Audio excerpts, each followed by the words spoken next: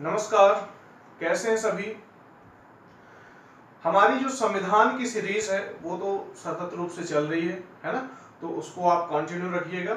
और उसके अलावा हम आज से कुछ नया स्टार्ट कर रहे हैं, जैसे कि संविधान से संबंधित कुछ नई चीजें होती हैं, कुछ कॉन्सेप्ट वाली चीजें होती हैं। ठीक है, तो इन वीडियोस में जैसे कि 5 या 10 मिनट के वीडियो ये अलग से होंगे और इनकी प्लेलिस्ट जो होगी अलग से होगी। ठीक है, तो ये 5 या 10 मिनट के वीडियो होंगे, उसमें कॉन्सेप्ट वाली चीजें होंगी। ठीक है, यानी कि संविधान के अलावा, यानी कि संविधान से ही रिलेटेड और अधिक आप क्या इसके बारे में जान सकते हैं, वो आपको मैं बीच बीच में उसके वीडियो भी आपको मिलते रहेंगे। ठीक है, तो आज आइए, हमारा सबसे पहला टॉपिक है समता और समानता में क्या अंतर है। ठीक है, जब मैंने आपको भारत के संविधान की प्रस्तावना पढ़ाया था तो मैंने आपसे उसमें सवाल किया था कि समता और समानता में क्या अंतर है। ठीक है, तो आज उसी विषय से संबंधित मैं यह वीडियो लेकर आपके समक्ष यानी आपके सामने आया हूं और इस विषय में आज हम चर्चा करने वाले हैं। ठीक है, तो आप सभी जानते हैं कि कई देशों में समानता नहीं थी। ठीक है, फिर हम आगे समझते हैं कि समानता क्या है, समता क्या है। ठीक है, तो कई देशों में क्या था, समानता नहीं थी। जैसे दक्षिण अफ्रीका जैसे देश थे, ठीक है, वहां पर क्या था, काले लोगों के लिए यानी कि श्वेत और अश्वेत, यानी कि वहां के लोगों को दो वर्गों में बांटा गया था। पहला श्वेत वर्ग और दूसरा अश्वेत वर्ग। श्वेत वर्ग यानी कि गोरे लोग, अश्वेत यानी कि काले लोग।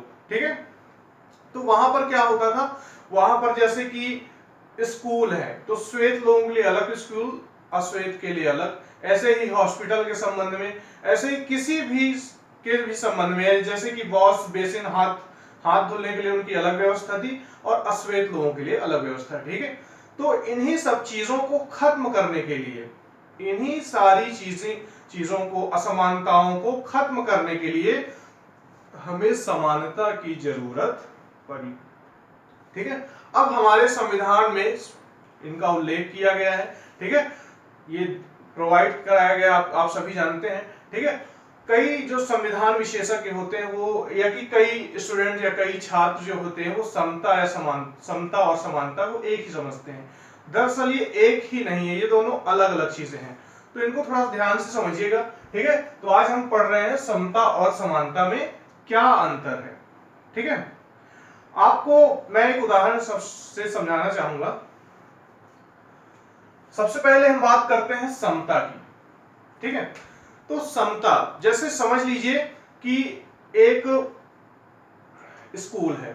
अब स्कूल में क्या है, एक टीचर है, तो वो क्या कर रहे हैं कि सभी बच्चों को उन्हें क्या कराने हैं, जूते प्रोवाइड कराने हैं, यानी शूज देना है। ठीक है, तो उदाहरण समझिए, पूरा स्कूल है और स्कूल के जो टीचर हैं वो सभी बच्चों को क्या देना चाहते हैं, शूज देना चाहते हैं। ठीक है, लेकिन बच्चों में क्या होगा, क्या सभी बच्चों के जूते का नाप एक ही हो सकता है? नहीं हो सकता। ठीक है, तो अलग अलग बच्चों के लिए अलग अलग जूते का नाप प्रोवाइड कराना, ये समता का एक उदाहरण है।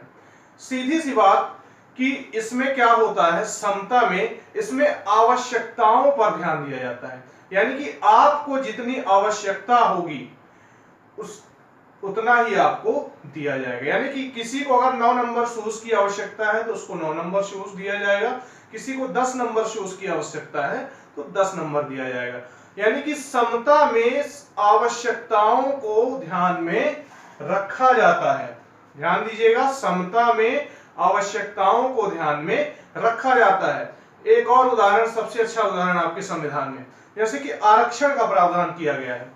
तो आरक्षण का प्रावधान किसके अंतर्गत किया गया है, समता के अंतर्गत। यानी कि जिसको जरूरत है उसको आरक्षण दिया जाए। ध्यान से समझिएगा, आवश्यकताओं पर ध्यान। ठीक है, जिसको जरूरत है, जिसको आवश्यकता है, उसको क्या किया गया है, आरक्षण दिया गया है। ये क्या है, ये समता है। और समानता क्या है, ध्यान दीजिए, समता समझ गए आप, समानता क्या है, फिर से उसी स्कूल से आते हैं। ठीक है, समानता में क्या होता है कि सभी के साथ समान व्यवहार किया जाएगा। सभी के साथ समान, चाहे वो स्त्री हो पुरुष हो, सभी के साथ एक समान व्यवहार। इसमें सभी के साथ आवश्यकता के अनुसार उस पर ध्यान दिया जा सकता है और इसमें क्या होगा, सभी के साथ समान व्यवहार किया जाएगा। समझ गए दोनों में अंतर? तो इसमें आवश्यकता पर ध्यान दिया जाता है समता में, और समानता में सभी के साथ समान व्यवहार किया जाता है, चाहे आप अमीर हैं, चाहे आप गरीब हैं, चाहे आप, ठीक है। तो इसका सबसे अच्छा उदाहरण क्या है, आरक्षण। समता किसके आधार पर दिया गया, आरक्षण किसके आधार पर दिया गया, समता के आधार पर, ठीक है। अब समानता का एक उदाहरण लेते हैं, जैसे कि भारत के सभी नागरिकों को वोट देने का अधिकार है और उनके वोट की कीमत सिर्फ 1 होगी, ठीक है।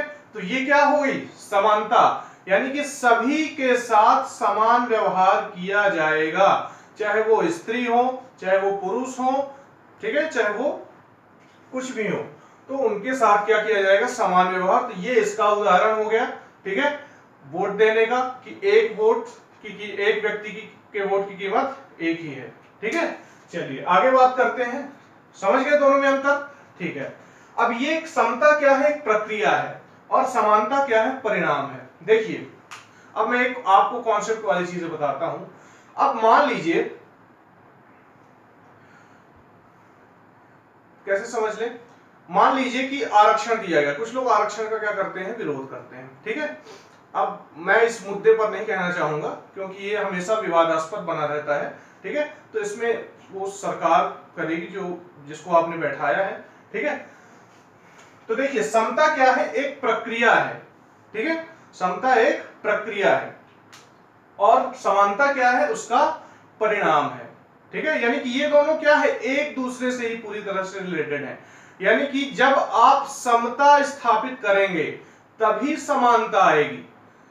समता, जिसको जरूरत है उसको उतना ही देंगे तो क्या होगा, ये समता हो गई। और जब समता स्थापित हो जाएगी तो उसके बाद की प्रक्रिया क्या है, समानता। यानी कि आपको अगर समानता लाना है समाज में तो उसके लिए क्या करना पड़ेगा, समता स्थापित करना पड़ेगा, यानी कि आरक्षण आपको देना पड़ेगा। जब वो लोग थोड़ा सा ऊपर उठ जाएंगे तब आप भाई समानता कब ली जाएगी, समानता मतलब सभी के साथ समान व्यवहार, चाहे आप गरीब हो चाहे आप अमीर हो, ठीक है।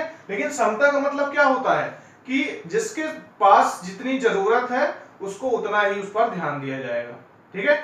यानी कि समता क्या है, एक प्रक्रिया है, और समानता यानी कि जब समता स्थापित हो जाएगी, जब कुछ लोग ऊपर उठ जाएंगे तो अपने आप उसमें समानता आ जाएगी, ठीक है। तो समता प्रक्रिया है और समानता उसका आगे का परिणाम है। दोनों एक दूसरे के पहलू हैं, इन दोनों के एक दूसरे से अलग नहीं किया जा सकता, ठीक है। पहले समानता आप नहीं ला सकते हैं बिना समता के